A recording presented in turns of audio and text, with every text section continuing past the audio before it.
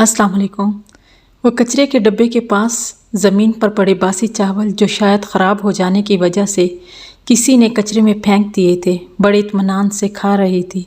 चावल खाने के बाद इसके मुंह से निकलने वाला बुलंद आवाज़ में लफ्ज़ शुक्र अल्हम्दुलिल्लाह मैंने चंद मीटर के फासले पर भी सुन लिया था। इसने नहर से पानी पिया और निस्बतन वीरान से पुल के नीचे घुस गई तो मैं समझ गया यहाँ इसकी रिहाइशगाह है। मैंने दूसरे दिन इससे मिलने का इरादा कर लिया और अपनी मंजिल को चल दिया। मैं सारी रात इसके बारे में क़यास आराइयाँ करता रहा। दूसरे दिन 3-4 घंटे की मेहनत के बाद मैंने इसे ढूंढ निकाला और जैसे तैसे इसको मजबूर करके इसकी आप बीती सुन ली। जो कुछ यूँ है आप भी सुनिए इसकी ज़बानी। मैं सदफ राना हूँ। मेरे वालिद साहब पेशे के लिहाज से बहुत बड़े वकील हैं। वो दुश्मन को ज़ेर करने के लिए अपनी इज़्ज़त तक दाव पर लगा देने से बाज नहीं आते और ऐसा ही एक दिन उन्होंने मेरी माँ के साथ भी किया।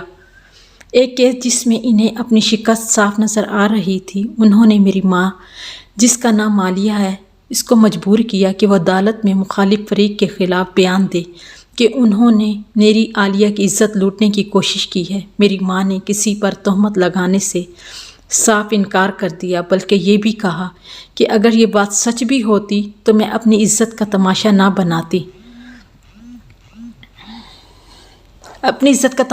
बनाती बल्कि अपने मामला अल्लाह पर छोड़ देती। मेरे वालिद साहब ने इस बात को अना का मसला बनाकर मेरी माँ को 5 बहन भाइयों समेत तलाक दे दी। मेरी माँ वालिदैन की इकलौती औलाद थी। मेरी नानी का इंतकाल हो चुका था, नाना अभी ज़िंदा थे, बल्कि ये भी कहा कि अगर ये बात सच भी होती। उन्होंने मेरे वालिद साहब पर ख़र्चे का दावा कर दिया। अदालत ने महीने का ख़र्चा मुकर्रर कर दिया। मेरे वालिद साहब ने हर मुमकिन कोशिश की और अपने ताल्लुकात का इस्तेमाल करके ख़र्चा इतना मुकर्रर करवाया कि बमुश्किल 2 वक्त की रोटी भी ना बनती। मगर जैसे तैसे गुजारा होने लगा कि अचानक ही एक दिन नाना जान को दिल की तकलीफ़ शुरू हो गई। नाना जान के इलाज पर उधार लेकर रकम लगाने लगे, मगर नाना जान की ज़िंदगी ख़त्म थी। वो चल बसे। नाना जान की मौत के बाद हम और भी तन्हा हो गए। साथ ही कोरोना की आमद हुई। मेरे वालिद साहब ने कमाई ना होने का बहाना करके अदालत से ख़र्चा भी कम करवा दिया। दूसरी तरफ जिन लोगों से कर्ज़ लेकर नाना जान का इलाज करवाया था, वो कर्ज़ की वापसी का मुतालबा करने लगे।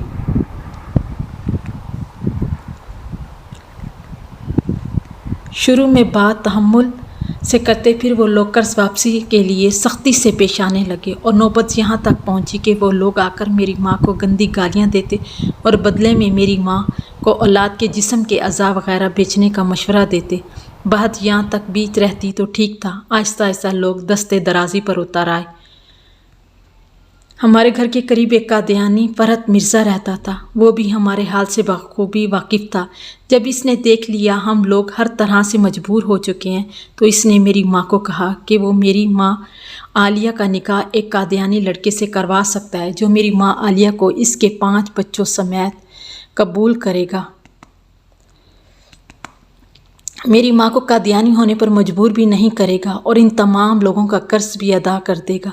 मेरी माँ ने फरहत मिर्ज़ा को इसी वक्त इनकार कर दिया, मगर दूसरे दिन वो लोग ने आकर मेरी माँ को कहा कि या तो पैसे दो या फिर सदफ को भेजो कि हमारे घरों में काम करे। जब पैसे पूरे हो जाएंगे तो हम छोड़ देंगे। फरहत मिर्ज़ा ने 3 दिन के अंदर सबको कर्ज करने का वादा कर लिया और मेरी माँ ने कर्ज अदा होने के हफ्ते बाद निकाह का वादा कर लिया।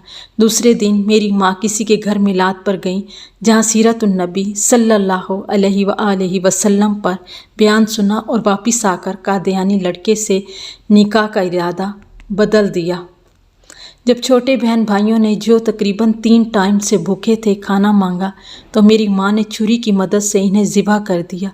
मैं बड़ी थी, मैं भाग गई और जाकर हमसाये में अपनी माँ का हरकत का बताया तो लोग दौड़कर आए। तब मेरी माँ अपनी कलाई और शहरक पर छुरी चला रही थी।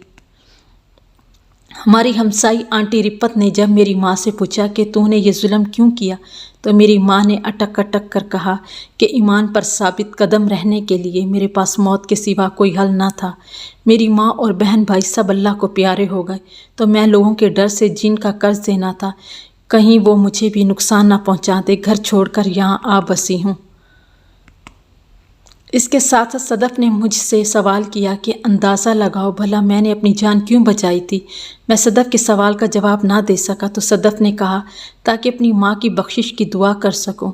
میں نے صدف کو کسی فلاحی ادارے میں رہائش پذیر ہونے کا مشورہ دیا تو صدف نے یہ کہتے ہوئے انکار کر دیا کہ وہاں میں اپنی مرضی سے اپنی ماں کی قبر پر نہیں جا سکوں گی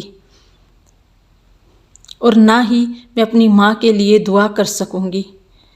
اس لیے یہی بہتر ہے کہ میں یہاں پر ہوں تاکہ میں اپنی ماں کی قبر پر جا سکوں اور اس کے لیے دعا کر سکوں۔